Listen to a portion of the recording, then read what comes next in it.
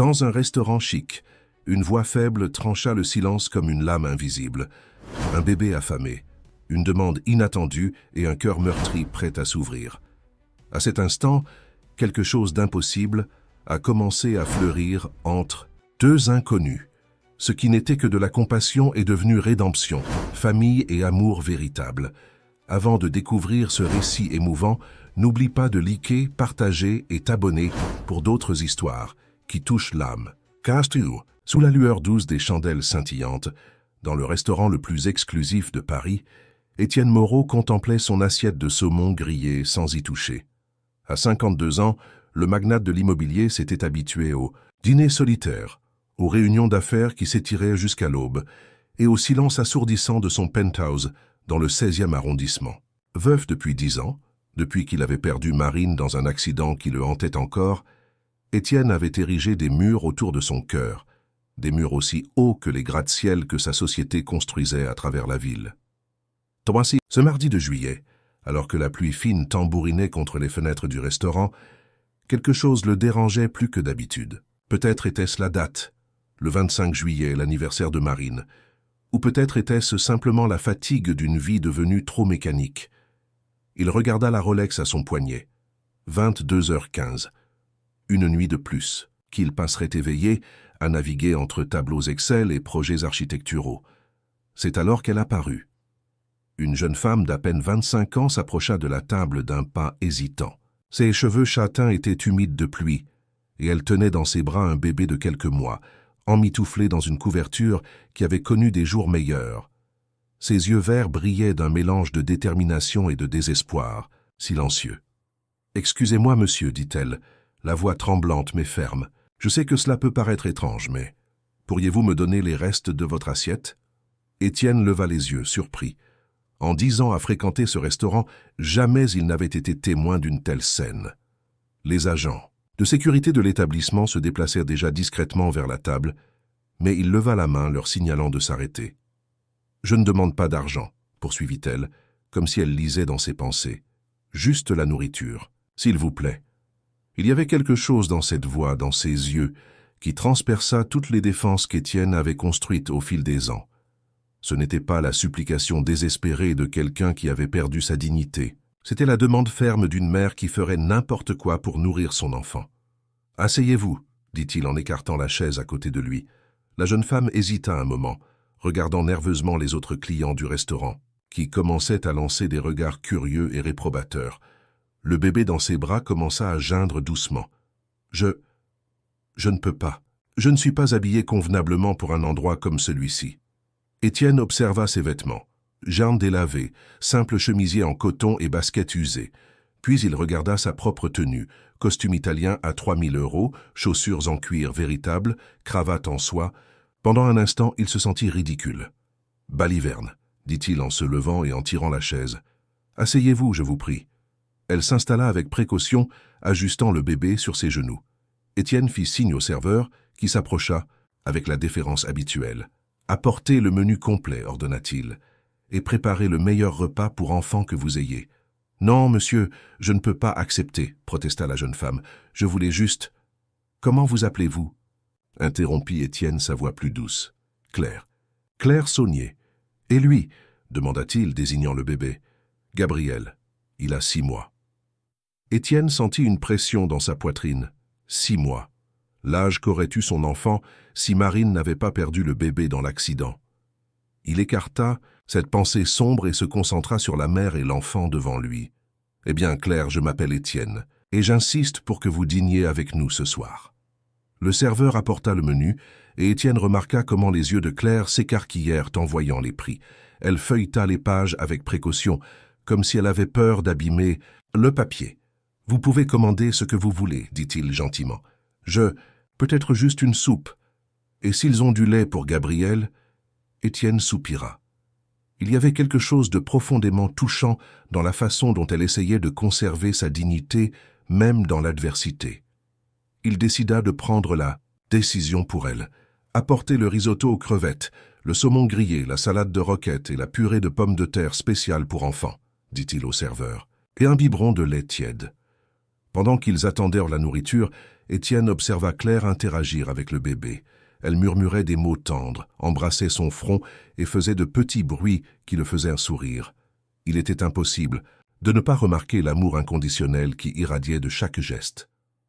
Puis-je demander « Comment êtes-vous arrivés ici ?»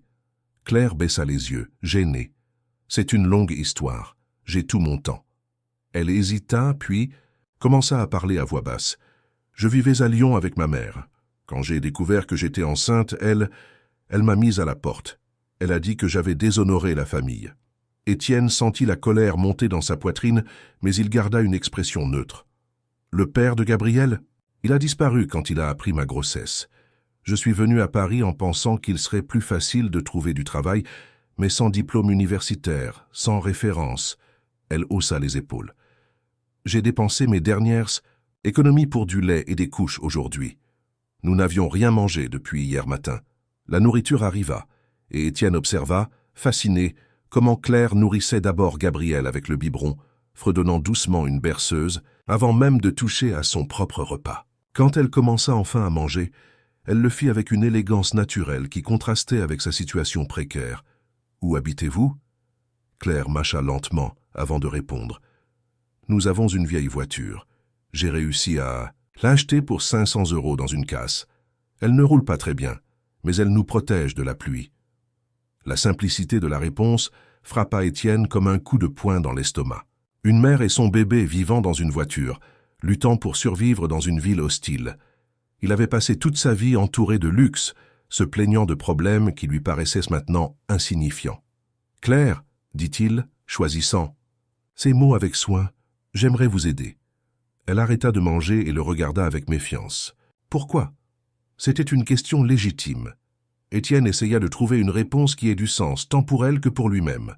« Parce que, parfois, la vie nous place exactement là où nous devons être, et j'ai le sentiment que notre rencontre n'était pas accidentelle. Vous ne me connaissez pas. Vous ne savez rien de moi.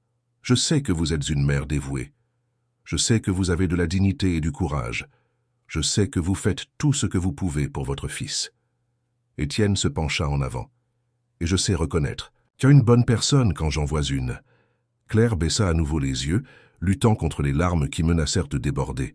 « Je ne suis pas une profiteuse, monsieur Étienne. Je ne veux pas de votre charité. Je n'offre pas la charité, j'offre de l'aide. Il y a une différence. » Le restaurant s'était presque complètement vidé. Seules quelques tables étaient encore occupées, et les serveurs commençaient à rassembler les chaises en préparation de la fermeture. Gabriel s'était endormi dans les bras de Claire, émettant de petits bruits satisfaits. « Où est votre voiture » demanda Étienne. « Dans le parking du centre commercial à côté.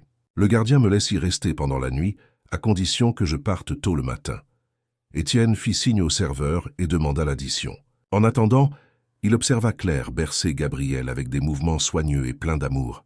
Il y avait quelque chose dans cette scène qui le transportait à une autre époque, quand il rêvait d'avoir une famille, quand il croyait que la vie avait un but plus grand que d'accumuler des richesses.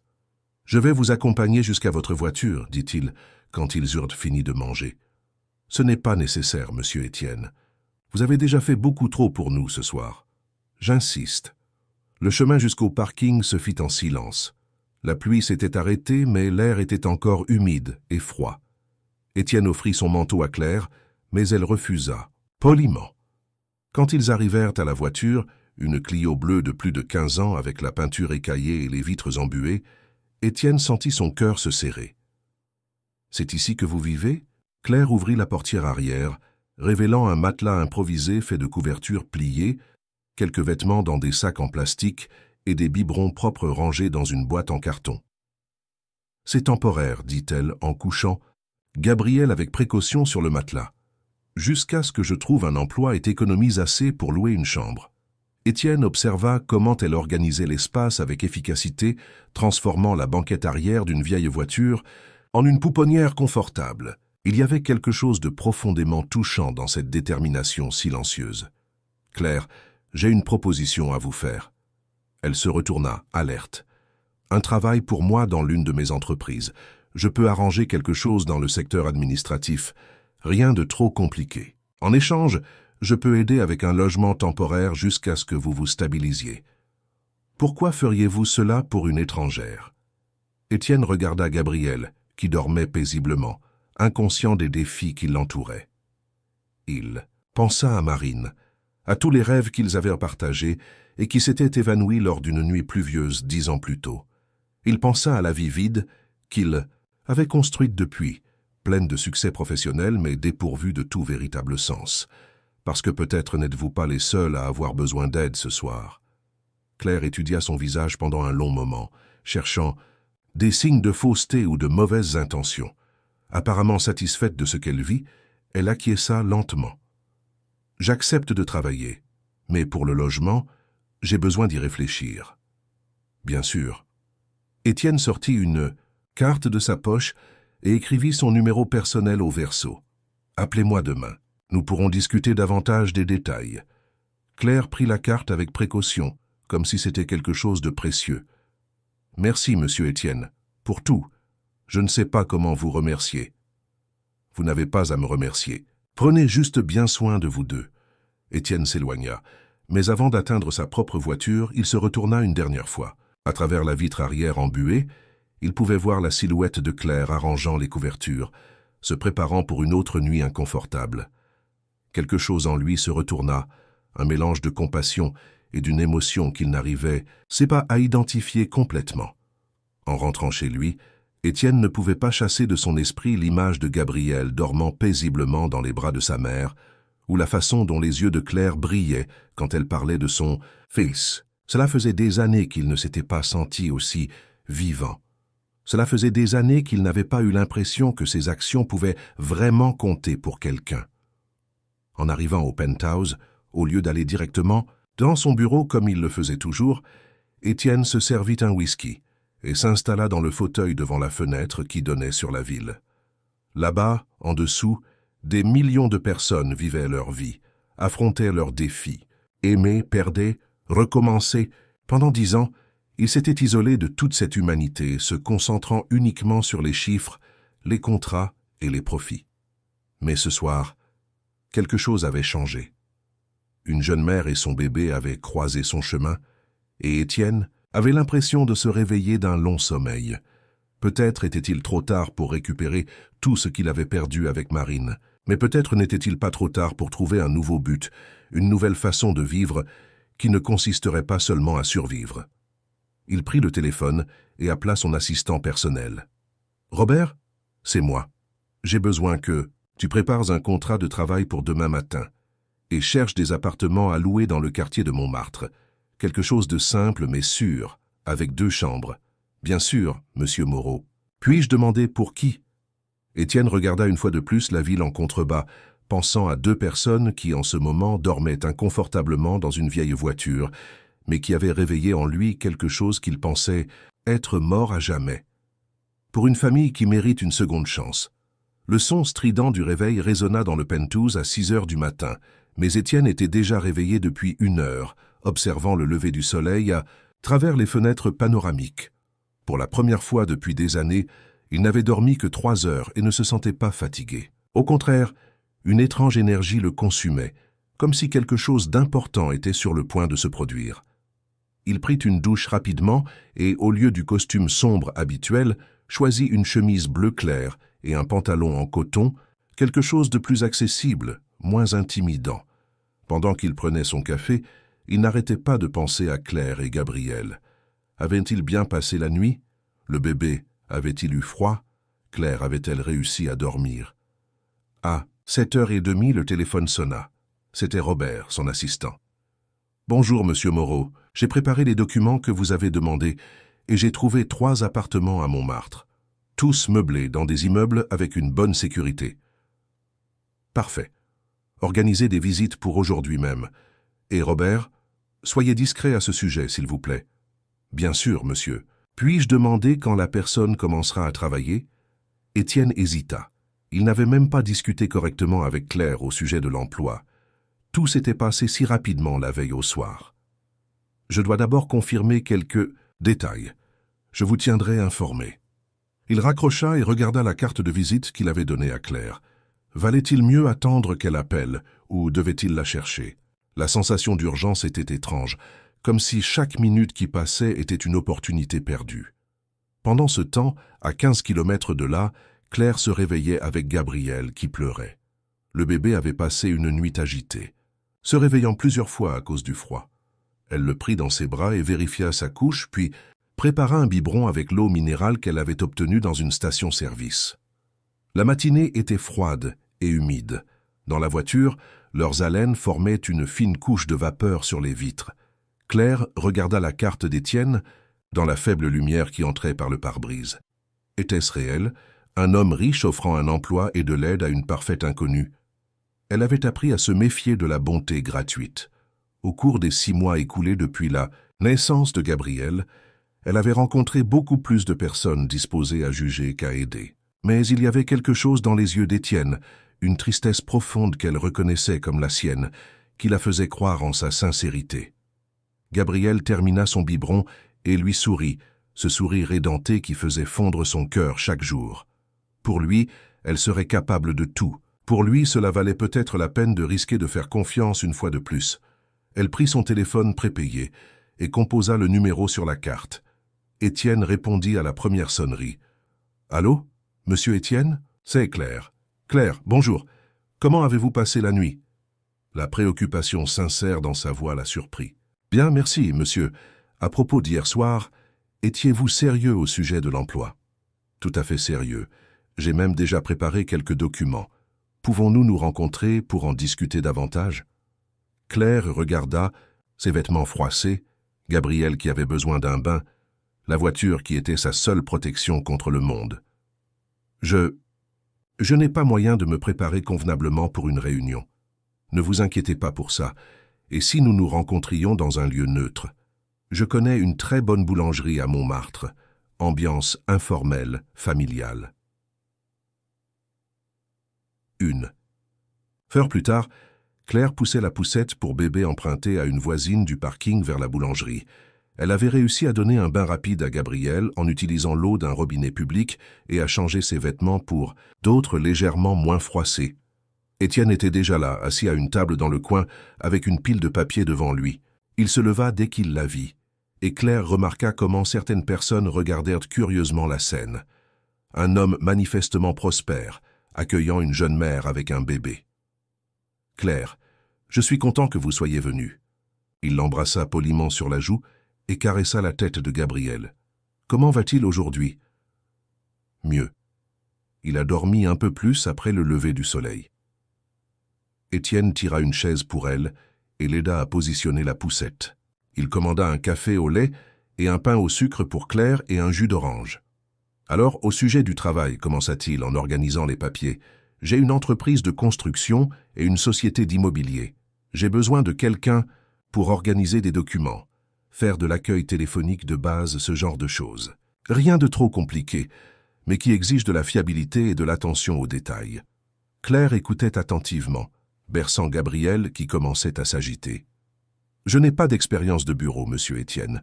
J'ai travaillé seulement dans un magasin et un restaurant avant la naissance de Gabriel ?» Elle acquiesça. « Ma mère a dit que j'avais gâché ma vie, que je n'arriverais jamais à rien en étant mère célibataire. » Étienne sentit la colère monter à nouveau dans sa poitrine. Comment une mère pouvait-elle dire cela à sa propre fille? « Votre mère a tort, complètement tort. » Il se pencha en avant. « Claire, vous avez quelque chose qui ne s'apprend pas à l'université, de la détermination, de la responsabilité et un amour authentique. Le reste, on l'enseigne. » Les yeux de Claire se remplirent de larmes. Cela faisait si longtemps qu'elle n'avait pas entendu des paroles d'encouragement. Le salaire serait de 2 500 € pour commencer, avec des tickets restaurants et une mutuelle. Et j'aimerais vous aider pour le logement jusqu'à ce que vous vous établissiez. 2 500 ? Claire faillit s'étouffer avec son café. C'était plus qu'elle n'avait gagné dans n'importe quel emploi précédent. C'est le salaire standard pour cette fonction. Rien d'extraordinaire. Pour Étienne, ce n'était peut-être pas extraordinaire. Pour Claire, c'était la différence entre survivre et vraiment vivre. À propos du logement, elle hésita. « Je ne veux pas paraître méfiante, mais j'ai besoin de comprendre ce que vous attendez en retour. » Étienne la regarda directement. « J'attends que vous soyez une employée dévouée et honnête, rien de plus. Claire, je sais à quel point cela doit sembler étrange. Un homme riche offrant de l'aide à une inconnue. Mais la vérité est que cela fait longtemps que je n'ai rien fait qui compte vraiment. Vous aider me donne un but que je n'avais pas ressenti depuis des années. Il y avait une vulnérabilité dans sa voix qui toucha le cœur de Claire. Peut-être avait-il aussi besoin d'être sauvé, mais d'une manière différente. Puis-je voir les appartements que vous avez trouvés? Étienne sourit, le premier sourire sincère qu'il avait eu depuis des mois. Bien sûr, nous pouvons y aller maintenant si vous le souhaitez. Le premier appartement était au 3e étage d'un petit immeuble, avec un concierge et un petit espace de loisirs. Il avait 2 chambres, un salon, une cuisine, américaine, et un petit balcon. Il était meublé avec le nécessaire, lit, canapé, table, réfrigérateur. Claire marchait dans les pièces en silence, touchant les murs comme si elle ne croyait pas que cela puisse être réel. Gabrielle, dans la poussette, regardait curieusement le nouvel environnement. « Qu'en pensez-vous » demanda Étienne. « C'est magnifique, murmura-t-elle. Mais monsieur Étienne, combien coûte un endroit comme celui-ci? 1200 € par mois, charges comprises. » Claire fit rapidement le calcul. Avec le salaire qu'il lui avait offert, il lui resterait plus de 1000 € par mois pour la nourriture, les vêtements et les besoins de Gabrielle. C'était une vie complètement différente de celle qu'elle avait imaginée pour eux. « Je peux payer. Avec le salaire que vous m'avez proposé, je peux payer. Alors c'est décidé. » Claire prit Gabrielle dans ses bras et marcha jusqu'au balcon. De là, elle pouvait voir une petite place où des enfants jouaient sous la surveillance de leur mère. Elle imagina Gabrielle là dans quelques années, courant, riant, se faisant des amis. « Puis-je vous poser une question, monsieur Étienne ?»« Bien sûr. Pourquoi moi? Pourquoi nous? Vous pourriez aider n'importe qui, n'importe quelle famille. Pourquoi choisir 2 personnes que vous connaissez à peine ?» Étienne s'approcha du balcon et se tint à côté d'elle, observant. « Les enfants sur la place. Vous vous souvenez de ce que vous avez demandé hier soir? Si notre rencontre était accidentelle, je m'en souviens. J'ai perdu ma femme il y a 10 ans, Marine. Elle était enceinte de 6 mois quand elle est partie. » Sa voix devint plus basse. « Depuis lors, je me suis fermé au monde. J'ai construit une vie sûre, prévisible, mais vide. Hier soir, quand je vous ai vu avec Gabrielle, quand j'ai vu l'amour qui existe entre vous, c'était comme si je me réveillais d'un très long sommeil. » Claire sentit des larmes couler sur son visage. « Je suis désolé pour votre perte. Je suis désolé pour la vôtre aussi. Pour la façon dont votre famille vous a traité, pour la solitude que vous avez affrontée. » Étienne se tourna vers elle. « Peut-être pouvons-nous nous aider mutuellement à reconstruire ce que nous avons perdu. » Gabrielle commença à babiller, tendant ses petites mains vers Étienne. Sans hésiter, il prit le bébé dans ses bras et Gabrielle se blottit immédiatement contre sa poitrine. « Je crois qu'il vous aime bien, » dit Claire, souriant à travers les larmes. « Il est spécial. Vous l'êtes tous les deux. » À ce moment, debout sur le balcon de l'appartement, avec Gabrielle dans les bras d'Étienne et le soleil de l'après-midi entrant par la fenêtre, Claire ressentit quelque chose qu'elle n'avait pas éprouvé depuis des mois, l'espoir. Pas seulement l'espoir de survivre au lendemain, mais l'espoir de vraiment construire une vie digne pour son fils. « J'accepte, » dit-elle. « Le travail, l'appartement, tout, mais à une condition. » « Laquelle ? » « Je veux payer le loyer, complètement. Sans réduction, sans favoritisme. Je veux que ce soit une relation de travail honnête, pas de la charité. » Étienne étudia son visage déterminé et acquiesça. « D'accord, mais je me réserve le droit d'offrir des cadeaux à Gabrielle pour son anniversaire et à Noël. »« Ça, c'est négociable, » dit-elle, souriant enfin sincèrement pour la première fois depuis des mois. Ils retournèrent dans le salon où Étienne étala les papiers sur la table basse. Contrat de travail, document pour la location, formulaire de mutuelle. Pourriez-vous commencer lundi? Bien sûr. Mais Gabrielle, je ne peux pas le laisser seul. J'y ai déjà pensé. Il y a une excellente crèche à 2 pâtés. Tas de maison du bureau, je peux aider avec les frais mensuels jusqu'à ce que vous soyez complètement organisé. Claire hésita. C'était beaucoup de générosité d'un coup. Monsieur Étienne, Claire, s'il vous plaît. Appelez-moi simplement Étienne. Étienne, je ne sais pas comment vous remercier pour tout cela, mais je vous promets que je ne vous décevrai pas. Je travaillerai dur, je serai la meilleure employée possible. Je sais que vous le ferez. Étienne reprit Gabrielle dans ses bras. Et qui sait, avec le temps, vous pourrez peut-être m'apprendre à être une meilleure personne aussi. Pendant qu'il signa les papiers, Claire ne pouvait s'empêcher de penser au revirement que sa vie avait pris en moins de 24 heures. Hier, elle demandait des restes de nourriture. Aujourd'hui, elle avait un emploi, une maison et un avenir réel à offrir à son fils. Mais plus que cela, elle avait trouvé quelqu'un qui croyait en elle quand elle-même avait cessé de croire. Étienne ne la voyait pas comme une mère célibataire, sans perspective. Il la voyait comme une personne capable, méritant respect et opportunité. « Quand puis-je emménager ?» demanda-t-elle. « Aujourd'hui même, si vous le souhaitez. Je peux envoyer mon chauffeur chercher vos affaires. » Claire rit, se rappelant ce qu'étaient ses affaires, quelques vêtements dans des sacs en plastique et des affaires de bébé rangées dans le coffre de la vieille Clio. Ce ne sera pas difficile à transporter.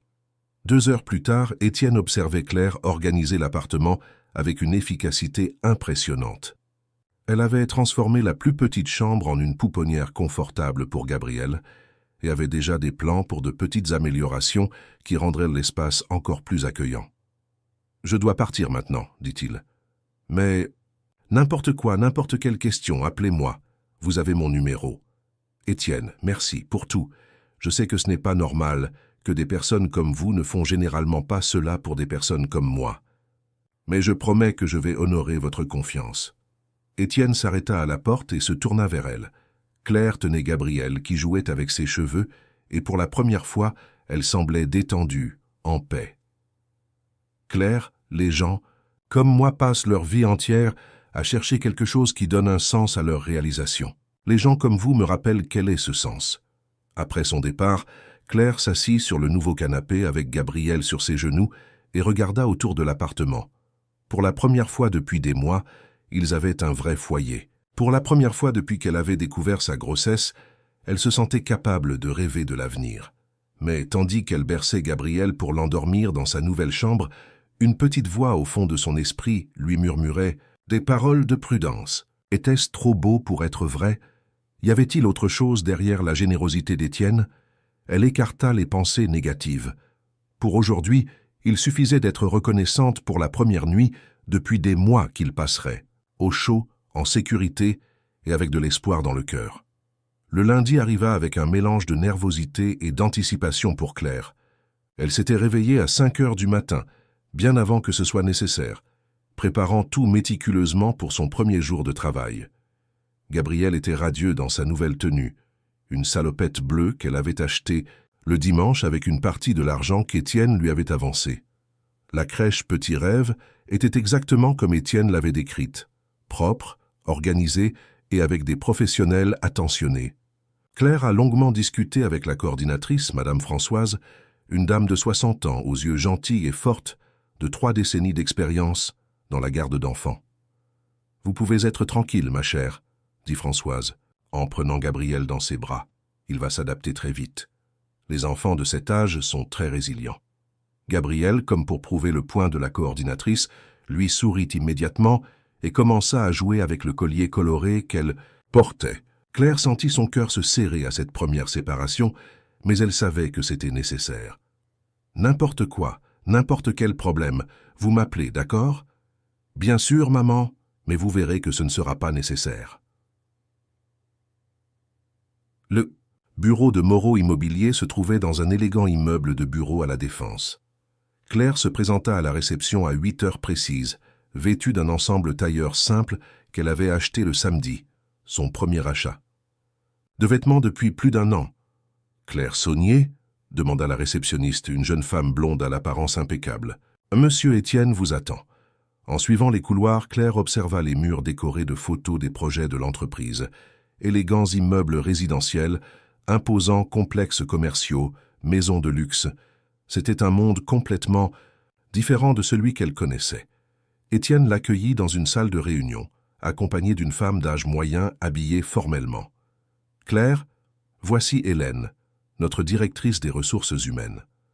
Elle va vous orienter sur les procédures de l'entreprise. » Hélène salua Claire avec un sourire professionnel, mais ses yeux l'évaluaient de façon critique. Il était évident qu'elle était curieuse des circonstances de l'embauche. « Bonjour. Claire, Étienne m'a dit que vous alliez travailler dans le secteur administratif. Avez-vous une expérience antérieure en bureau ?»« Pas spécifiquement, » répondit Claire honnêtement, mais je suis organisée et j'apprends vite. Hélène échangea un regard rapide avec Étienne. Bien. Commençons par des tâches simples. Classement, accueil téléphonique, organisation de documents. Véronique, notre assistante administrative, va vous former. Pendant toute la matinée, Claire se consacra intensément à la formation. Véronique, une dame sympathique de 50 ans, fut patiente en expliquant les systèmes de l'entreprise, les procédures d'archivage et les normes de service client. « Vous êtes intelligente », commenta Véronique pendant la pause café. « Vous apprenez tout très rapidement. »« Merci. J'essaye de faire de mon mieux. Puis-je vous poser une question personnelle ?» Véronique baissa la voix. « Comment avez-vous rencontré M. Étienne ?» C'est inhabituel qu'il embauche quelqu'un sans expérience directement. Claire hésita. Comment expliquer la situation sans avoir l'air de recevoir une faveur spéciale? Nous nous sommes rencontrés par hasard. Il a appris ma situation et a décidé de me donner une chance. Véronique acquiesça, mais Claire se rendit compte que l'explication n'avait pas complètement satisfait sa curiosité. Pendant le déjeuner, Étienne apparut à son bureau. « Comment se passe le premier jour ?»« Très bien. Véronique est très patiente et j'apprécie le travail. Et Gabriel, comment était-ce de le laisser à la crèche ?»« Difficile, admit Claire, mais je sais que c'est le mieux pour lui. » Étienne sourit. « Voulez-vous déjeuner avec moi ? Nous pourrions aller chercher Gabriel à la crèche et déjeuner tous ensemble. Je connais un restaurant familial près d'ici. » La suggestion prit Claire par surprise. « Étienne, ne pensez-vous pas que cela pourrait paraître inapproprié ? Une employée déjeunant avec le patron. Pourquoi serait-ce inapproprié? Nous sommes amis, n'est-ce pas ?» Claire regarda autour du bureau. Quelques employés observaient discrètement la conversation et elle pouvait imaginer ce qu'ils pensaient. Il vaut peut-être mieux que nous gardions les choses professionnelles ici au travail. Étienne sembla légèrement déçu, mais acquiesça. « Bien sûr, vous avez raison, mais n'hésitez pas à me solliciter si vous avez besoin de quoi que ce soit. » L'après-midi passa rapidement. Claire se concentra sur l'organisation d'un fichier d'anciens contrats, un travail qui exigeait de l'attention aux détails et de la patience. Elle était tellement absorbée par la tâche qu'elle ne remarqua pas quand Hélène s'approcha. « Claire, puis-je vous parler une minute ?» Elles allèrent dans une salle privée. Hélène ferma la porte et s'assit en face de Claire avec une expression sérieuse.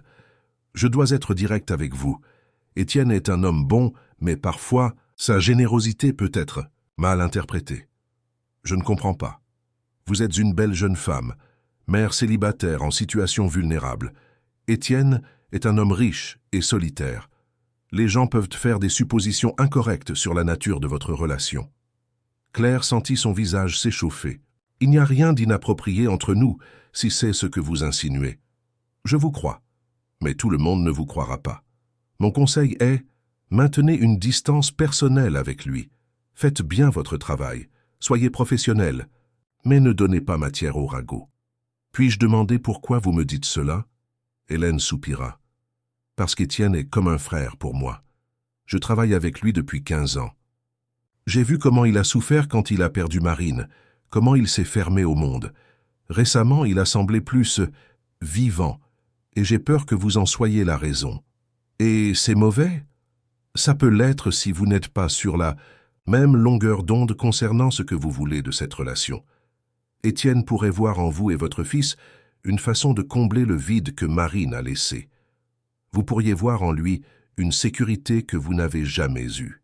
Aucune de ces deux motivations n'est une base solide pour quelque type de relation que ce soit. » Claire resta silencieuse, assimilant les paroles d'Hélène. Il y avait une vérité en elle, et cela la dérangeait. « Merci pour le conseil. Je vais y réfléchir. » « Ne me comprenez pas mal, Claire. Vous semblez être une bonne personne et je vous souhaite du succès. Je veux juste que vous gardiez tous les deux les pieds sur terre. » Le reste de l'après-midi passa dans une ambiance différente. Claire se surprit à analyser chaque interaction avec Étienne, chaque geste, chaque mot. Quand il passa devant son bureau et demanda comment s'était passée sa journée, elle répondit de façon plus formelle que d'habitude. À 6 heures, elle alla chercher Gabriel à la crèche. Le bébé était radieux, s'étant manifestement amusé pendant la journée. Françoise la rassura en disant qu'il s'était parfaitement adapté, avait joué avec d'autres enfants et bien mangé. « C'est un amour, dit Françoise, très sociable et joyeux. » Vous avez un fils spécial. Sur le chemin du retour, Claire réfléchit à son premier jour. Le travail avait été gratifiant, les gens étaient gentils, et elle se sentait capable d'y progresser professionnellement. Mais les paroles d'Hélène résonnaient dans son esprit. Était-il vrai qu'Étienne projetait sur elle et Gabriel la famille qu'il avait perdue?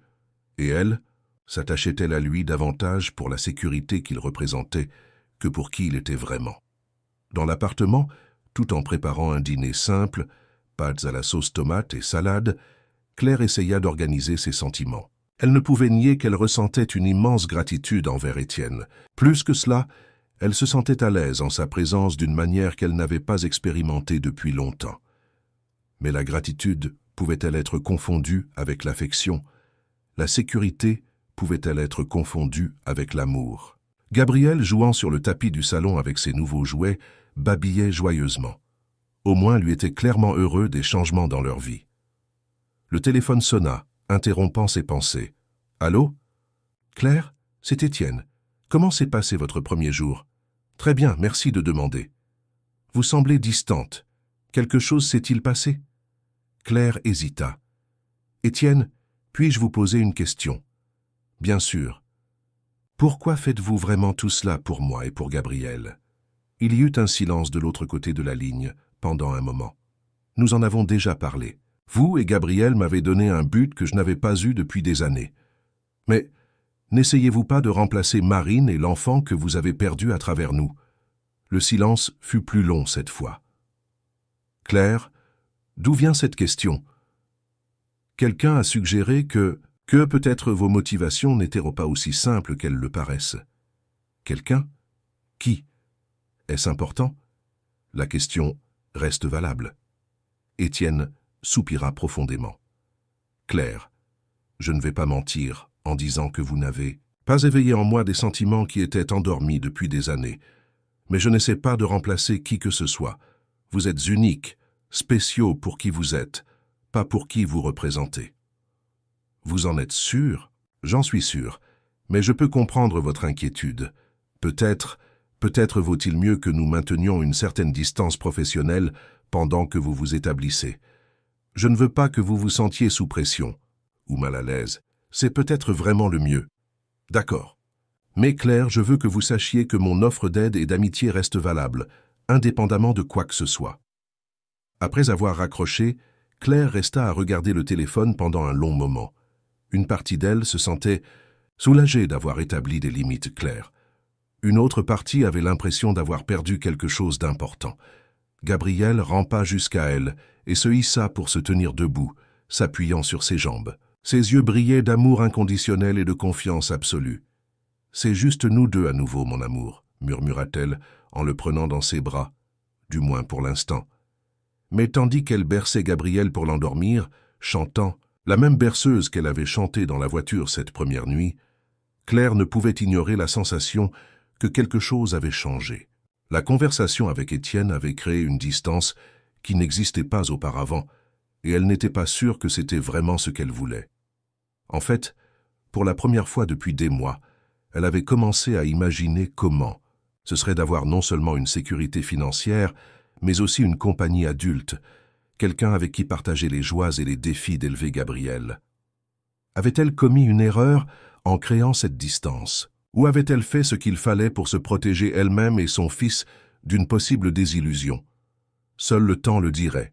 Pour l'instant, elle se concentrerait sur être la meilleure employée possible et la meilleure mère qu'elle pouvait être. Le reste pouvait attendre. 3 semaines s'écoulèrent depuis la conversation téléphonique qui avait créé une barrière invisible entre Étienne et Claire. Au bureau, il maintenait une cordialité professionnelle impeccable. Il s'enquérait de ses progrès au travail, elle répondait avec efficacité et politesse. Mais la spontanéité, les sourires sincères et les conversations chaleureuses avaient disparu. Claire se démarquait au travail. Son dévouement et son attention aux détails impressionnaient tous ses collègues. Véronique faisait souvent l'éloge de son organisation, et même Hélène avait admis que l'embauche se révélait judicieuse. Mais derrière la compétence professionnelle, Claire portait un poids dans son cœur qu'elle ne pouvait pas complètement expliquer. Gabriel, en revanche, s'épanouissait. À la crèche, il était devenu le favori des soignantes, et tentait déjà ses premiers essais pour se tenir debout tout seul. Le soir, dans l'appartement, confortable mère et fils avaient établi une routine tranquille, bain, dîner, jeux sur le tapis du salon et histoires avant de dormir. C'était un jeudi quand tout changea à nouveau. Claire organisait des contrats dans les archives quand Véronique s'approcha avec une expression préoccupée. « Claire, un colis est arrivé pour vous à la réception. C'est particulier. » Claire descendit à la réception où elle trouva un énorme bouquet de roses rouges accompagné d'une boîte de chocolat coûteux et d'une carte. Son cœur s'emballa. Était-ce d'Étienne? Mais quand elle lut la carte, le sang se glaça dans ses veines. « Pour ma fille et mon petit-fils. J'espère que nous pourrons parler. Avec amour, maman. » Les mains de Claire tremblaient en tenant la carte, sa mère. Après presque 8 mois de silence, après l'avoir mise à la porte enceinte et démunie, maintenant elle apparaissait. « Tout va bien ?» demanda la réceptionniste. « Vous êtes devenu pâle. »« J'ai besoin de sortir, un peu. Pouvez-vous prévenir Véronique que je reviens dans une demi-heure ?» Claire sortit presque en courant du bâtiment, ayant besoin d'air frais. Elle s'assit sur un banc dans le square en face et relut la carte plusieurs fois, comme si les mots pouvaient changer de signification. Comment sa mère avait-elle découvert où elle travaillait? Comment avait-elle obtenu son adresse? Elle prit son téléphone et composa le numéro qu'elle n'avait pas appelé depuis des mois. « Allô ?» La voix de Colette Saunier était, exactement comme elle s'en souvenait, ferme, autoritaire. « Maman, c'est moi. »« Claire, ma fille, je suis contente que tu appelles. Tu as reçu les fleurs? Comment m'as-tu trouvé? Est-ce important? L'important est que j'ai réussi. Ma fille, nous devons parler. De quoi? De comment tu m'as mise à la porte quand j'avais le plus besoin de soutien. De comment tu as dit que j'avais déshonoré la famille. Claire, je sais que j'ai commis des erreurs. J'étais effrayée, confuse. Quand j'ai appris que tu étais enceinte, je ne pouvais penser qu'à ce que les gens allaient dire, au jugement auquel nous ferions face. Et maintenant? Qu'est-ce qui a changé? Il y eut une longue pause. Je t'ai vue à la télévision, ma fille. Claire fronça les sourcils. À la télévision? Une émission d'information a fait un reportage sur un homme d'affaires qui aide des familles dans le besoin. Ils vous ont montré sortant d'un hôpital, toi, Gabriel et cet homme, Étienne Moreau. Ils ont dit qu'il finançait votre traitement médical. L'estomac de Claire se retourna. Quel reportage? Quand? La semaine dernière. Ils ont parlé de responsabilité sociale, d'hommes d'affaires qui font la différence. Claire, ma fille, tu as réussi. Tu as trouvé un homme riche pour prendre soin de vous. La nausée que Claire ressentit fut instantanée et écrasante. Maman, ce n'est pas ce que tu penses. Bien sûr que si, tu as été intelligente. À ma fille, tu as utilisé ta beauté et le bébé pour conquérir un millionnaire. J'ai toujours su que tu étais intelligente. Arrête, Claire cria, faisant se retourner quelques personnes dans le square pour la regarder. Ce n'est pas ça, maman. Étienne m'a offert un emploi, rien de plus. Ah, ma fille, tu n'as pas besoin de faire semblant avec moi. Je comprends. Tu as fait ce que tu devais faire pour survivre. Et maintenant que tu es établie, nous pouvons être une famille à nouveau. Une famille? Où étais-tu quand Gabriel est né? Quand nous avons passé des nuits avec faim et froid? J'avais tort, je l'ai déjà admis.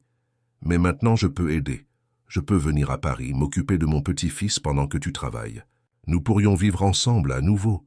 L'idée d'avoir sa mère à proximité, essayant de contrôler à nouveau sa vie, fit Claire se sentir claustrophobe. Non, maman, je ne veux pas de ça. Claire, sois raisonnable. Un enfant a besoin de sa grand-mère. Et tu as besoin d'aide pour maintenir cet homme intéressé. Les hommes riches sont volages, ma fille. Tu dois être intelligente pour le garder. Je n'essaie pas de garder qui que ce soit. Étienne est mon patron, c'est tout. Bien sûr que non. Aucun patron ne paie l'hôpital privé pour une employée. Aucun patron n'apparaît dans le journal avec une employée. Claire, tu as décroché quelque chose d'énorme. Ne le laisse pas s'échapper par fierté stupide. Claire raccrocha les mains tremblantes. L'interprétation déformée de sa mère sur la situation avec Étienne la rendait nauséeuse. Était-ce ce que les gens pensaient? Qu'elle avait séduit Étienne pour obtenir une vie meilleure? Elle retourna au bureau en état de choc. Véronique remarqua immédiatement que quelque chose n'allait pas. Que s'est-il passé? Vous? Ça avait l'air terrible. Véronique, puis-je vous demander quelque chose? Les gens ici au bureau commentent-ils quelque chose à propos de moi et de Monsieur Étienne? Véronique hésita. Pourquoi? Demandez-vous cela? S'il vous plaît, soyez honnête avec moi. Eh bien, il y a quelques commentaires. Rien de malveillant, mais les gens trouvent étrange la façon dont vous avez été embauché, son intérêt pour vous et votre fils. Certains pensent qu'il y a quelque chose de plus entre vous. Et vous? Qu'en pensez-vous? Je pense que Monsieur Étienne est un homme bon qui a voulu aider une mère en difficulté. Mais Claire, vous savez comment sont les gens? Ils cherchent toujours des explications plus intéressantes pour les actes de bonté. Le reste de la journée passa comme un flou. Claire réussit à se concentrer sur son travail, mais son esprit ne cessait de tourner. L'appel de sa mère avait remué toutes ses insécurités. Et si les gens pensaient vraiment qu'elle avait séduit Étienne? Et s'il commençait lui-même à le penser? À 18 heures, elle sortait du bâtiment quand elle rencontra Étienne dans l'ascenseur. « Claire, comment s'est passée la journée? »« Bien, merci. » Ils descendirent en silence, mais Étienne semblait vouloir dire quelque chose. « Claire, puis-je vous parler une minute? C'est à propos du travail. » Ils s'écartèrent vers un coin du hall. « J'ai reçu un appel aujourd'hui? » D'un journaliste. Il semble que quelqu'un ait donné des informations sur notre situation à la presse. Il voulait faire un article sur la responsabilité sociale des entreprises. Le cœur de Claire s'arrêta presque. « Et qu'avez-vous dit? » Qu'il n'y avait aucun article à faire, que vous êtes une employée comme une autre et que notre vie personnelle n'est pas un sujet public. Mais Claire, avez-vous une idée de qui pourrait avoir divulgué ces informations? Claire pensa à sa mère, au reportage qu'elle avait mentionné. Ça pourrait être n'importe qui nous ayant vus ensemble. Étienne étudia son visage. Il y a quelque chose que vous ne me dites pas? Claire voulait lui parler de l'appel, de sa mère, des fleurs, des peurs qui la consumaient. Mais les paroles d'Hélène résonnaient dans son esprit. Maintenez une distance professionnelle. Non, il n'y a rien. Vous êtes sûr? Vous semblez troublé? Je vais bien. Juste préoccupé par ce que les gens pourraient penser. Étienne fit un pas en avant. Claire, je ne me soucie pas de ce que les gens pensent. Je ne m'en suis jamais soucié. Mais si cela vous dérange, oui, ça me dérange. Alors que voulez-vous que je fasse? Claire le regarda vraiment. Elle vit la préoccupation sincère dans ses yeux, la façon dont il se penchait légèrement vers elle, comme s'il voulait la protéger de tout ce qui pouvait lui faire mal. Pendant un moment, elle eut envie de tout lui dire, de s'appuyer sur lui comme elle l'avait fait cette première nuit. Mais alors elle se souvint des paroles de sa mère, des commérages au bureau, du reportage à la télévision. « Je veux que nous maintenions les choses strictement professionnelles. Pas de déjeuner ensemble, pas de conversation personnelle, pas de... que rien qui puisse être mal interprété. » Étienne eut l'air d'avoir reçu un coup de poing. « C'est vraiment ce que vous voulez? C'est ce qui doit être fait. Pourquoi ai-je l'impression qu'il se passe autre chose ici? Quelque chose. Que vous ne me dites pas? Étienne, s'il vous plaît. Simplement, gardons les choses simples, d'accord? » Il l'observa pendant un long moment, puis acquiesça lentement. « Si c'est ce que vous voulez. Mais Claire, je veux que vous sachiez que si vous avez besoin de quoi que ce soit, n'importe quoi, vous pouvez toujours compter sur moi, indépendamment de tout le reste. Merci. » Ils se séparèrent dans le parking et Claire eut l'impression d'avoir coupé une corde qui la maintenait connectée à quelque chose d'important. Mais c'était la bonne chose à faire, n'est-ce pas? C'était la façon de se protéger elle-même et Gabriel de futures complications. À la crèche, Gabriel l'accueillit avec son sourire radieux habituel. Françoise commenta qu'il avait passé la journée à demander papa Étienne, quelque chose que les soignantes avaient interprété de ses tentatives de prononcer le nom. « Il s'est vraiment attaché à Monsieur Étienne », commenta Françoise. « C'est rare de voir un enfant si petit créer ce genre de lien. » Sur le chemin du retour, Claire réfléchit aux commentaires. Gabriel s'était effectivement attaché à Étienne. Les rares fois où ils s'étaient rencontrés ces dernières semaines, le bébé était visiblement excité, tendait ses petits bras vers lui et pleurait quand il partait. Et si elle privait Gabriel d'une figure paternelle positive à cause de ses propres peurs? Et si elle punissait Étienne pour un crime qu'il n'avait pas commis? À la maison, pendant qu'elle préparait le dîner, le téléphone sonna à nouveau. C'était sa mère. « Claire, ne raccroche pas. Je dois te parler. Maman, j'ai déjà... dit... J'ai acheté un billet pour Paris. J'arrive samedi. » Claire faillit lâcher la casserole. « Quoi? Non, maman, je n'ai pas autorisé cela. Je suis ta mère et la grand-mère de Gabriel. Je n'ai pas besoin d'autorisation pour voir ma famille. Tu ne peux pas simplement apparaître ici et croire que... » Claire, tu as besoin de moi. Tu ne veux peut-être pas l'admettre, mais tu en as besoin. Et j'ai besoin de connaître mon petit-fils. J'ai commis une erreur en te mettant à la porte, mais je ne commettrai pas l'erreur de rester loin de Gabriel. La ligne devint muette. Claire regarda le téléphone avec un mélange de colère et de panique. Sa mère venant à Paris signifiait des complications qu'elle n'était pas prête à affronter. Cela signifiait confronter un passé douloureux. Et pire encore, cela signifiait que sa vie soigneusement reconstruite était sur le point d'être bouleversée une fois de plus. Gabriel rampa jusqu'à elle et se hissa pour se tenir debout, s'accrochant à ses jambes. Il la regarda avec ses yeux confiants, comme s'il savait qu'elle trouverait toujours un moyen de le protéger. « Que faire maintenant, mon amour ?» murmura-t-elle, en le prenant dans ses bras. Pour la première fois en semaine, Claire eut envie d'appeler Étienne, de tout lui dire et de demander conseil. Mais elle avait créé une distance entre eux, elle avait insisté pour garder les choses professionnelles. Comment pouvait-elle maintenant courir vers lui au premier signe de problème? Elle ne pouvait pas, elle devrait affronter cela seule, comme elle l'avait toujours fait.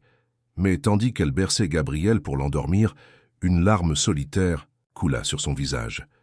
Pour la première fois depuis son arrivée à Paris, elle se sentait vraiment seule à nouveau. Le samedi arriva chargé d'anxiété. Claire avait passé la nuit précédente sans dormir, alternant entre organiser obsessionnellement l'appartement et répéter mentalement les conversations qu'elle aurait avec sa mère. Gabriel semblait sentir sa tension et était plus grincheux que d'habitude, pleurant pour des raisons inexplicables et refusant de jouer seul. À 14 heures, la sonnette retentit. Claire respira profondément, ajusta Gabriel dans ses bras et alla répondre. Quand elle ouvrit la porte, elle vit Colette Saunier debout dans le couloir avec 2 grandes valises et une expression qui mêlait détermination et nervosité. À 52 ans, Colette était encore une belle femme, bien que les rides d'expression autour de ses yeux révélaient des années de travail acharné et de soucis. Ses cheveux châtains étaient impeccablement coiffés et elle portait sa meilleure robe, celle qu'elle réservait pour les mariages et les baptêmes. « À Lyon. »« Ma fille, » dit-elle, les yeux immédiatement fixés sur Gabriel. « Mon Dieu, comme il a grandi !» Gabriel se cacha dans le cou de Claire, intimidé par la présence de l'étrangère. Colette tendit les bras, s'attendant à ce que le petit-fils vienne à elle, mais le bébé l'observa simplement avec une curiosité prudente. « Entre » dit Claire, s'écartant de la porte. Colette entra dans l'appartement et fit une inspection visuelle rapide, ses yeux évaluant chaque meuble, chaque détail. Claire savait exactement ce qu'elle faisait. Calculer la valeur de tout, essayer de comprendre le niveau de vie de sa fille. « C'est très joli ici », commenta Colette, s'asseyant sur le canapé. « Ça doit coûter cher, un endroit comme celui-ci. »« Je paye mon loyer avec mon salaire », répondit Claire, plus défensive qu'elle ne le voulait. « Bien sûr, ma fille, je n'en ai pas douté. » Colette sourit, mais il y avait quelque chose de calculateur dans son expression. « Peux-tu me montrer mon petit-fils maintenant ?» Claire hésita, puis s'assit dans le fauteuil à côté du canapé, gardant Gabriel sur ses genoux. « Gabriel, voici ta grand-mère, mamie Colette. » Gabriel regarda sa grand-mère avec un intérêt renouvelé. Colette fit des grimaces amusantes et des bruits doux, essayant de le conquérir. Progressivement, le bébé commença à sourire et à babiller en retour. « Il est magnifique, Claire. Il te ressemble quand tu étais bébé. » La voix de Colette devint plus douce, sincèrement émue. « Puis-je le prendre ?» À contre-cœur, Claire remit Gabriel à sa mère. Colette le reçut avec soin, ses yeux se remplissant de larmes. « Mon petit-fils, mamie t'a tellement manqué, même sans te connaître. » Pendant un moment, Claire vit sa mère non pas comme la femme autoritaire qui l'avait mise à la porte, mais comme une grand-mère émue, rencontrant son petit-fils pour la première fois. Gabriel, toujours sociable, s'habitua rapidement à Colette et commença à jouer avec ses boucles d'oreilles. « Maman, » dit Claire après quelques minutes, « nous devons parler. »« Bien sûr, ma fille, mais d'abord, raconte-moi tout. Comment as-tu obtenu cet appartement? Comment est-ce de travailler pour cet Étienne Moreau? C'est un bon emploi, je travaille dans le secteur administratif de son entreprise. Et lui, comment est-il comme personne? Claire se sentit mal, l'aise avec la direction de la conversation. C'est un bon patron, juste, respectueux. Claire, tu peux me faire confiance. Il n'y a rien de mal à utiliser tes atouts pour améliorer ta vie. Les hommes riches font ça tout le temps. Ils utilisent leur argent pour obtenir de belles femmes. Pourquoi ne pourrions-nous pas faire l'inverse? Maman, arrête. Ce n'est pas comme ça. Étienne m'a aidé parce que c'est une bonne personne, pas parce que j'offre quelque chose en retour. Colette rit. Ma fille, je ne suis pas née d'hier. Les hommes ne font rien pour rien, surtout les hommes riches. Il veut quelque chose de toi. Tu as tort. Vraiment? Alors pourquoi n'aide-t-il pas d'autres mères célibataires? Pourquoi justement toi? La question frappa Claire de plein fouet, parce que c'était exactement le même doute qui la tourmentait les nuits d'insomnie. Parce que le destin a placé notre situation sur son chemin à ce moment-là. Le destin? Colette secoua la tête. Claire, tu as toujours été très romantique. Dans la vraie vie, les choses ne fonctionnent pas comme ça. Des hommes comme Étienne Moreau calculent chaque mouvement. Gabriel commença à s'agiter et Colette le rendit à Claire. Le bébé se calma immédiatement dans les bras de sa mère. « Où vais-je dormir ?» demanda Colette. « Tu peux prendre. »« Ma chambre. Je dormirai sur le canapé. »« Absurde. Je peux dormir sur le canapé quelques nuits, jusqu'à ce que nous organisions quelque chose de mieux. »« Maman, quelques nuits? Combien de temps comptes-tu rester ?»« Le temps nécessaire. Claire, tu as besoin de moi. Gabriel a besoin de sa grand-mère, et j'ai besoin de rattraper le temps perdu. Je ne peux pas subvenir aux besoins de 2 personnes avec mon salaire. Ne t'inquiète pas pour ça, j'ai quelques économies, et je vais chercher du travail ici. » Colette se leva et se dirigea vers la fenêtre. Paris a plus d'opportunités que Lyon. Claire sentit les murs de l'appartement se refermer sur elle. En quelques minutes, sa vie soigneusement organisée était en train d'être réorganisée par sa mère. « Maman, je ne sais pas si c'est une bonne idée. »« Pourquoi ? Parce que tu as peur que je perturbe tes plans avec Étienne. »« Je n'ai pas de plan avec Étienne. Alors tu devrais en avoir. Claire, tu as une opportunité unique ici. Un homme riche, accompli, clairement intéressé par toi et Gabriel. Tu ne peux pas laisser ça t'échapper par fierté stupide. Et si je te dis que je ne veux pas de ça, que je veux construire ma vie par mon propre mérite, je dirais que tu es naïve. Claire, tu as un fils à élever. Gabriel mérite le meilleur que tu puisses lui donner. Si cela signifie épouser un homme riche qui peut lui offrir sécurité et opportunité, alors c'est ce que tu dois faire. » La sonnette retentit, interrompant la discussion. Claire alla ouvrir, s'attendant à ce que ce soit un voisin ou un livreur. Quand elle ouvrit la porte, elle faillit s'évanouir de surprise. Étienne se tenait dans le couloir, tenant un sac de courses et avec l'expression de quelqu'un qui ne savait pas bien ce qu'il faisait là. « Étienne, comment... » Désolé d'apparaître ainsi sans prévenir. J'étais au supermarché et je me suis souvenu que vous aviez mentionné que Gabriel manquait de compote. J'en ai acheté quelques-unes. Il leva le sac. Mais si c'est un mauvais moment... Non, ce n'est pas le cas. Entrez, s'il vous plaît. Étienne entra dans l'appartement et remarqua immédiatement la présence de Colette, qui s'était levée du canapé et l'observait avec un intérêt évident. « Étienne, voici ma mère, Colette Saunier. Maman, voici Étienne Moreau. » Colette s'approcha avec un sourire que Claire connaissait bien, le sourire qu'elle utilisait quand elle voulait faire bonne impression. « Monsieur Moreau, quel plaisir de vous rencontrer enfin. J'ai tellement entendu parler de vous. » Étienne salua Colette poliment, mais Claire perçut son malaise face à l'effusion de sa mère. « De même, Madame Saunier, Claire m'a parlé de vous. »« J'espère des choses positives, » rit Colette. « Vous savez comment sont les filles, elles gardent parfois rancune envers leur mère. » Maman avertit Claire, « Je suis venue de Lyon pour connaître mon petit-fils et aider Claire avec lui. Un enfant a besoin de sa famille, ne trouvez-vous ?»« Pas, Monsieur Moreau. »« Certainement, » répondit Étienne, regardant Claire comme s'il essayait de comprendre la dynamique de la situation. Gabriel, qui était resté dans son berceau pendant la conversation, commença à pleurer. Claire alla le chercher, mais quand elle revint dans le salon. Elle trouva sa mère et Étienne dans une conversation qui la fit frémir. « C'est merveilleux l'intérêt que vous portez à ma fille et mon petit-fils, » disait Colette. « Ce n'est pas tous les jours qu'on rencontre des hommes aussi généreux et attentionnés. »« Claire est une employée exceptionnelle, » répondit Étienne, visiblement mal à l'aise. Ah, plus que cela, j'en suis sûr. Vous ne feriez pas tant pour une employée ordinaire. Il est évident qu'il y a une affection spéciale. Claire aurait voulu que le sol s'ouvre et l'engloutisse. Sa mère faisait exactement ce qu'elle craignait, créer une situation embarrassante, insinuant des choses qui n'existaient pas. Maman Étienne a apporté des compotes pour Gabriel. Comme c'est gentil, n'est-ce pas? Très gentil, acquiesça Colette, avec une lueur dans les yeux que Claire connaissait et redoutait. Vous vous comportez comme un père avec Gabriel. Je voulais juste... Étienne commença, mais fut interrompu par Gabriel qui, le voyant, se mit à babiller et à tendre ses petits bras dans sa direction. Étienne tendit instinctivement les bras et prit le bébé, qui se blottit immédiatement contre sa poitrine. La scène était si naturelle, si affectueuse, que pendant un moment Claire oublia ses préoccupations. « Vous voyez, dit Colette triomphante, il reconnaît son papa. Maman !» Claire sentit son visage brûler d'embarras. Étienne la regarda, puis Colette, puis Gabriel dans ses bras. « Je devrais peut-être partir. Je ne veux pas interrompre votre temps en famille. »« Vous n'avez pas besoin de partir à cause de moi, dit rapidement Colette. En fait, et si nous dînions ensemble? Je pourrais cuisiner quelque chose de spécial. Ce serait une excellente occasion de mieux discuter. Maman, je suis sûre qu'Étienne a d'autres engagements. »« En fait, je n'en ai pas, dit Étienne, regardant directement Claire.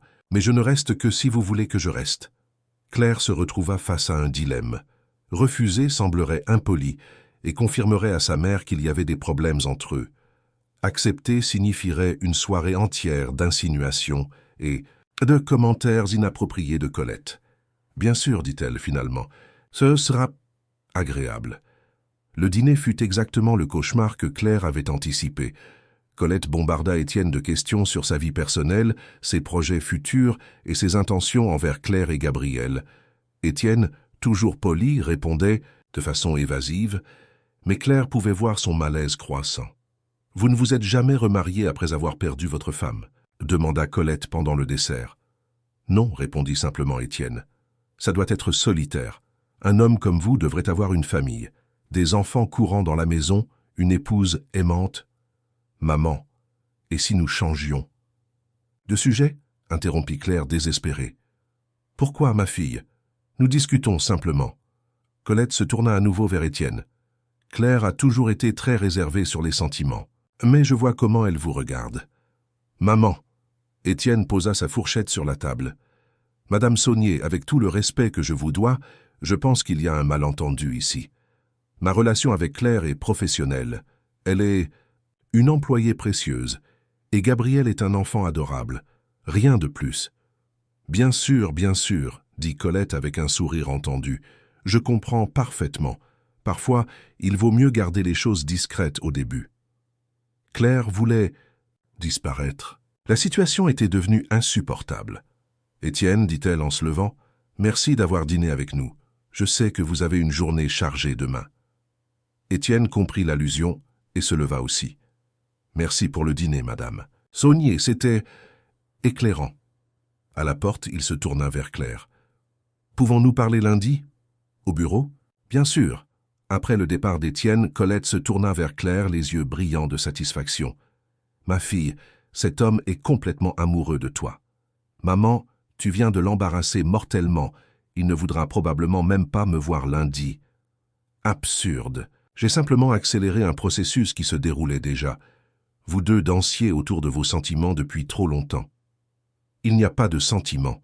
Combien de fois dois-je le répéter? Claire, j'ai vu comment il te regarde.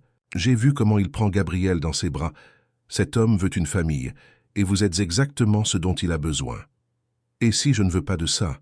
Colette arrêta de nettoyer la table et regarda sa fille. Alors tu es plus sotte que je ne le pensais. Claire, des opportunités comme celle-ci n'apparaissent pas 2 fois dans la vie. Cet homme peut donner à Gabriel tout ce que je n'ai jamais pu te donner. Comme la sécurité financière en échange de quoi? De faire semblant d'aimer quelqu'un. Qui a dit que ce serait faire semblant? Colette s'approcha de sa fille. Claire, tu l'aimes bien, je peux le voir. Et il vous aime bien. Pourquoi rendre cela plus compliqué que nécessaire? Plus tard, après que Colette se soit installée sur le canapé et que Gabriel dormait, Claire resta sur le balcon à regarder la ville. Les paroles de sa mère résonnaient dans son esprit, se mêlant à ses propres doutes et peurs. Était-il vrai qu'Étienne ressentait quelque chose pour elle? Et si c'était vrai, que ferait-elle de cette information? Plus importante encore, que ressentait-elle vraiment pour lui? Une chose était certaine, l'arrivée de sa mère avait tout changé à nouveau. Et lundi, elle devrait affronter Étienne au bureau, sachant qu'il avait été exposé à toute la dysfonctionnalité de sa famille. Peut-être était-il temps d'avoir une conversation honnête entre eux. Peut-être était-il temps d'arrêter de fuir des sentiments qui, au fond, elle savait qu'ils existaient. Ou peut-être était-il temps d'établir des limites définitives avant que la situation ne devienne encore plus compliquée. Le problème était que pour la première fois depuis qu'elle avait rencontré Étienne, Claire n'était pas sûre de laquelle des deux options elle voulait vraiment choisir. Le lundi arriva comme un orage imminent. Claire avait passé tout le dimanche à répéter mentalement la conversation qu'elle aurait avec Étienne, tandis que sa mère faisait des commentaires constants sur les opportunités perdues et les hommes qui n'attendent pas éternellement. Colette était sortie tôt pour chercher du travail, laissant Claire avec un mélange de soulagement et d'appréhension. Au bureau, l'atmosphère était différente. Claire remarqua des regards curieux de ses collègues, des chuchotements qui s'arrêtaient quand elle passait dans les couloirs. Véronique s'approcha d'elle pendant la pause du matin avec une expression préoccupée. « Claire, puis-je vous parler ?» Elles allèrent dans la cuisine vide. « Des photos ont circulé ce week-end, » dit Véronique avec hésitation. « D'Étienne, sortant de votre immeuble samedi soir. » L'estomac de Claire chuta. « Quel genre de photos ?»« Rien de compromettant, mais les gens commentent. Surtout après ce reportage sur vous la semaine dernière. » « Quel reportage ? Je n'ai vu aucun reportage. » Véronique prit son téléphone et montra un lien. C'était un site de potins sociaux avec le titre « Homme d'affaires millionnaire trouve l'amour avec une employée en situation vulnérable ». Il y avait une photo d'Étienne et Claire sortant de l'hôpital avec Gabriel dans les bras, et une autre plus récente de lui entrant dans son immeuble. Claire sentit la nausée monter dans sa gorge. « Mon Dieu ! Claire, je sais que ce n'est pas mon affaire, mais vous devez faire attention. Hélène est furieuse.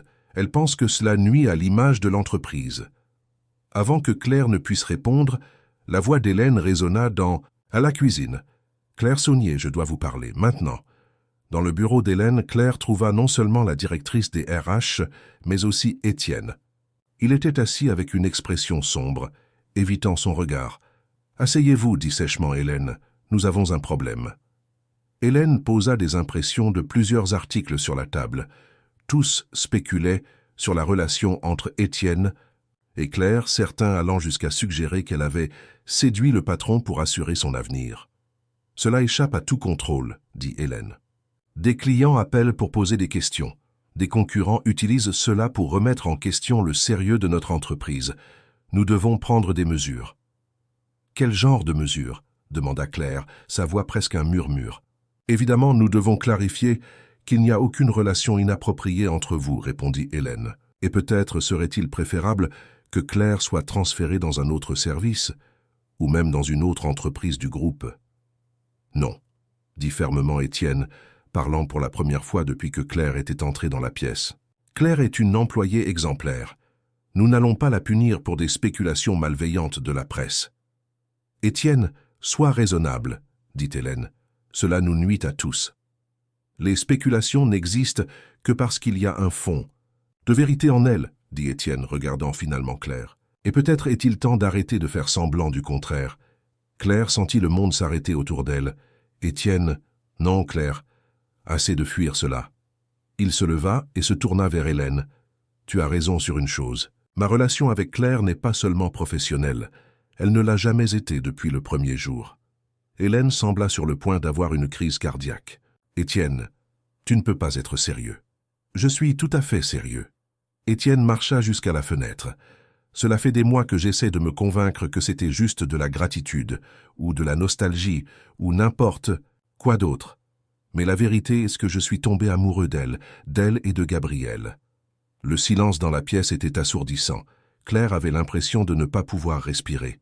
« Étienne, » murmura-t-elle, « tu ne peux pas dire... »« Ça, pas comme ça. Pourquoi pas ?» Il se tourna vers elle. Parce que c'est inconvenant, parce que ça complique les choses.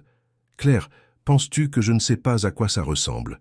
Un homme riche profitant d'une femme en situation vulnérable? Ce n'est pas ce que je... Alors qu'est-ce que c'est? Parce que depuis des semaines, tu me traites comme si j'étais une menace, comme si ma présence dans ta vie était un problème à résoudre. Des larmes commencèrent à couler sur le visage de Claire. Parce que j'avais peur. Peur de quoi? Peur que tu essaies de me transformer en quelqu'un d'autre. Peur que tu vois en moi et Gabriel un moyen de combler le vide que Marine a laissé. Peur de tomber amoureuse de toi et de découvrir que ce n'était que de la charité déguisée en affection. Étienne traversa la pièce en deux enjambées et prit ses mains. « Claire, regarde-moi. » Elle leva les yeux, rencontrant les siens pleins d'une intensité qui la fit trembler. « Tu n'es pas Marine, pas. Gabriel n'est pas l'enfant que j'ai perdu. Vous êtes uniques, spéciaux, irremplaçables, et ce que je ressens pour vous n'a rien à voir avec le passé. Cela concerne l'avenir que je veux construire. » Étienne. Hélène tenta d'interrompre. « Hélène, avec tout le respect que je te dois, ce n'est pas ton affaire, dit Étienne sans quitter Claire des yeux. C'est la mienne et celle de Claire. En fait, dit Claire, trouvant le courage de parler, c'est aussi la mienne, et je suis aussi tombée amoureuse de toi.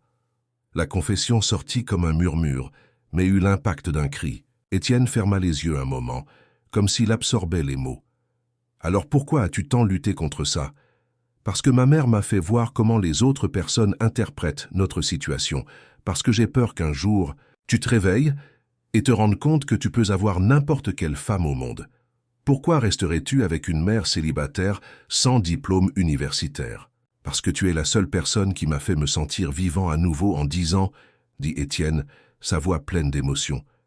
Parce que quand je te vois avec Gabriel, je vois le genre de mère dont je rêve pour mes futurs enfants. Parce que quand je discute avec toi, j'ai l'impression de discuter avec mon âme sœur. Hélène se leva brusquement. Je ne peux pas en entendre davantage. Vous avez tous les deux complètement perdu la tête. Étienne, tu vas détruire ta réputation à cause d'une passion qui pourrait ne pas durer 6 mois. Hélène, dit Étienne, se tournant enfin vers elle, si ma réputation ne peut pas survivre au fait que je tombe amoureux d'une femme merveilleuse et d'un bébé incroyable, alors c'est peut-être une réputation qui ne vaut pas la peine d'être maintenue. Et l'entreprise, les affaires? L'entreprise survivra. En fait, elle prospérera, parce que pour la première fois depuis des années, j'ai une vraie raison de lutter pour quelque chose de plus grand que les profits et les contrats. Hélène secoua la tête et se dirigea vers la porte. Vous faites une énorme erreur. Mais si c'est ce que vous voulez, alors assumez-en les conséquences. Après le départ d'Hélène, Étienne et Claire restèrent seuls dans la pièce. Le silence était chargé de tension et de possibilités. « Et maintenant ?» demanda Claire. « Maintenant, nous sommes honnêtes l'un envers l'autre, dit Étienne. Claire, je te veux dans ma vie, pas comme employé, pas comme projet de charité, mais comme partenaire, comme la femme que j'aime. Mais et si?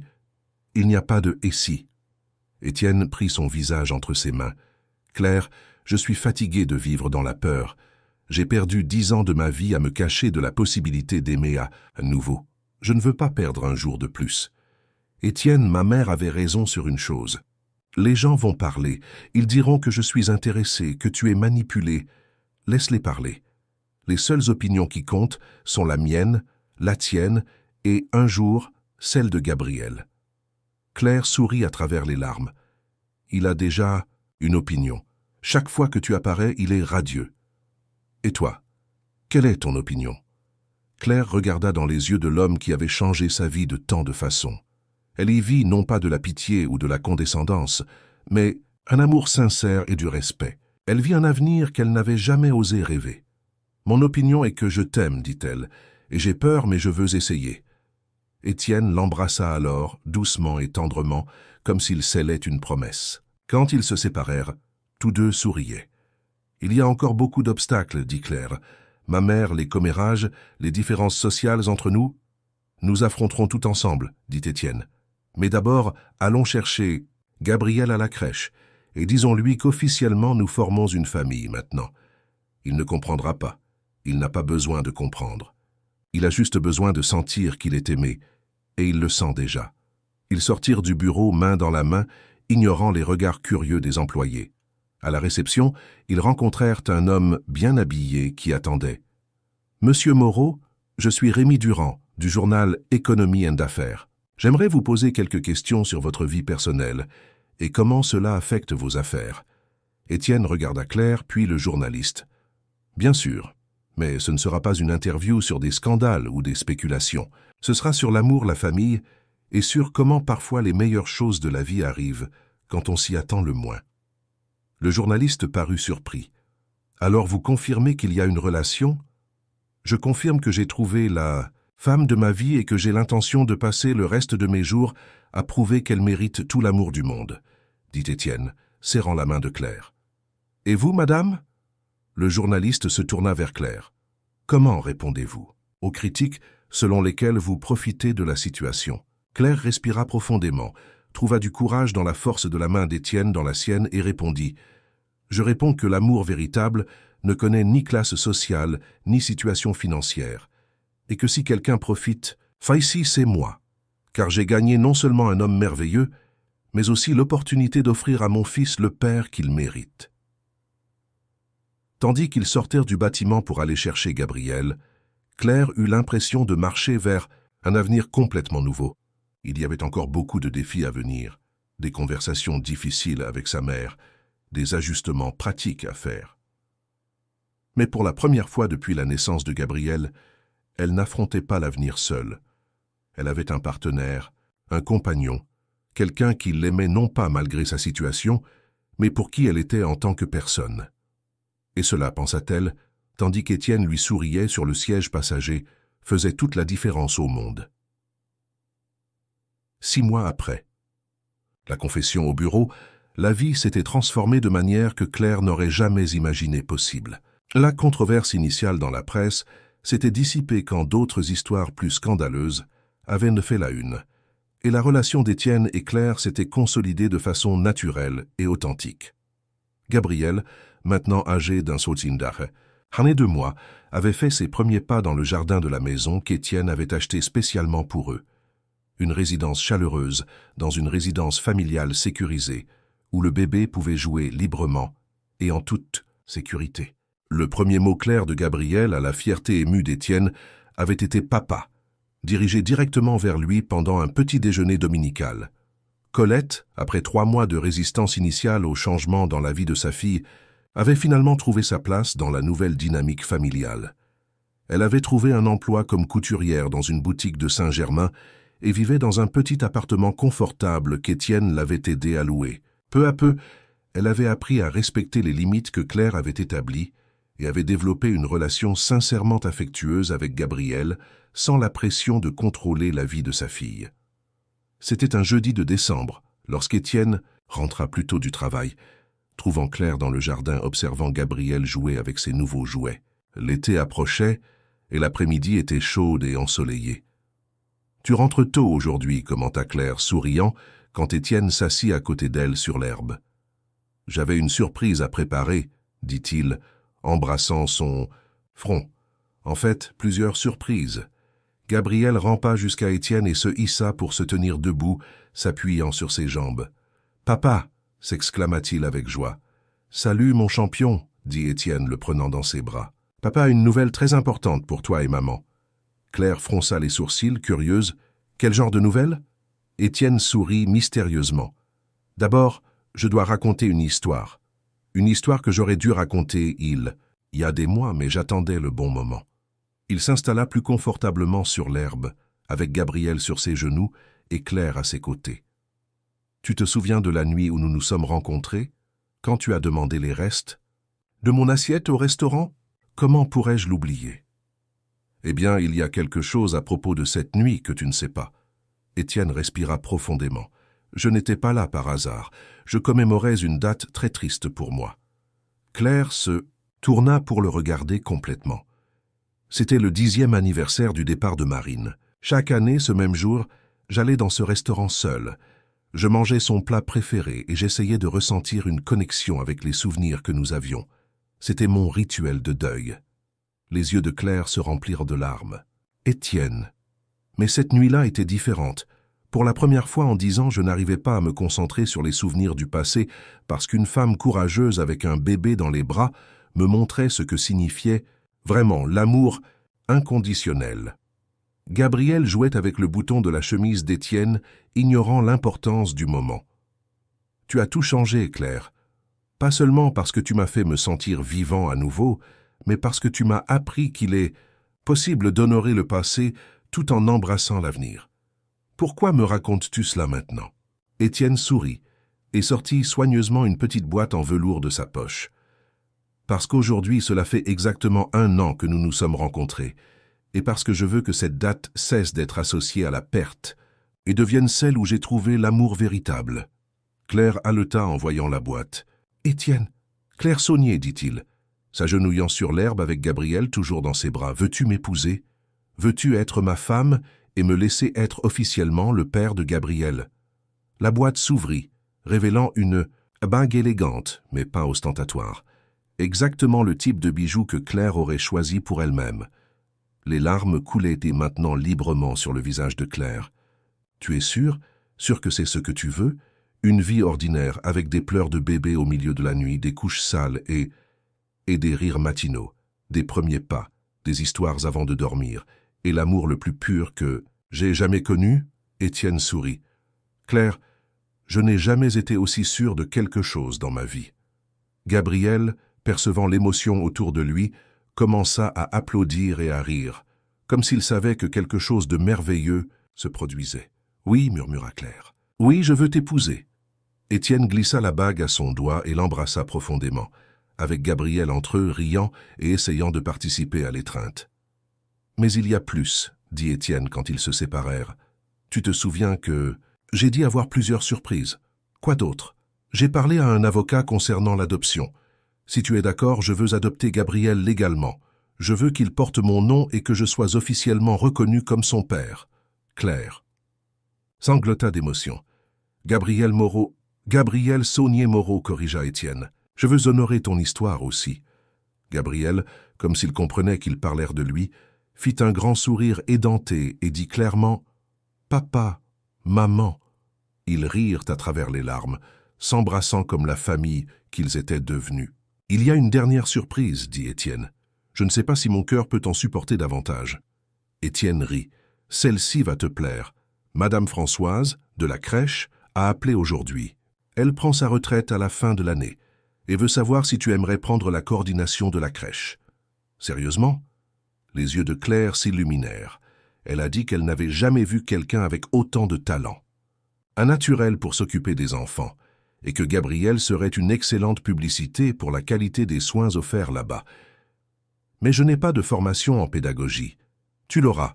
Je me suis déjà renseigné sur des cours de spécialisation. Si tu veux, je peux t'aider avec les coûts, comme investissement dans notre avenir. » Claire regarda Étienne avec une admiration renouvelée. Non seulement il l'aimait, mais il croyait en son potentiel et l'encourageait à progresser professionnellement. « Comment sais-tu toujours exactement quoi dire? Parce que je t'aime. Et quand on aime vraiment quelqu'un, on prête attention à ses rêves. » Ce soir-là, après que Gabrielle se fut endormie dans son berceau, Claire et Étienne s'assirent sur la terrasse à observer les étoiles. Claire faisait tourner la bague à son doigt, ayant encore du mal à croire que tout cela était réel.